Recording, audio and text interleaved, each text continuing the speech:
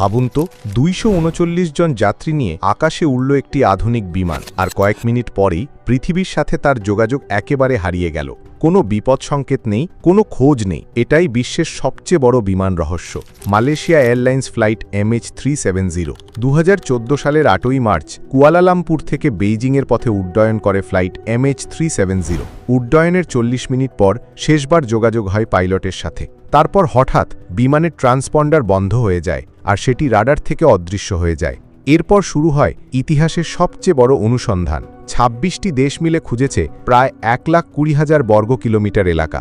কয়েক বছর পর ভারত মহাসাগরের দ্বীপ থেকে বিমানের কিছু ধ্বংসাবশেষ মিললেও পুরো বিমান বা ব্ল্যাক বক্স আজও পাওয়া যায়নি। তদন্তে নানা তত্ত্ব উঠে এসেছে: পাইলটের ইচ্ছাকৃত কাজ, প্রযুক্তিগত ত্রুটি কিংবা সন্ত্রাসী হামলা। কিন্তু কোনো প্রমাণই চূড়ান্ত নয়।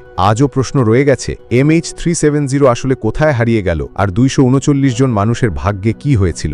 এটাই আধুনিক ইতিহাসের সবচেয়ে ভয়ঙ্কর এয়ারক্রাফট মিস্ট্রি। এমন অদ্ভুত রহস্য আর চমকপ্রদ তথ্য জানতে চাইলে এখনই সাবস্ক্রাইব করুন RMI ইনফো হাব।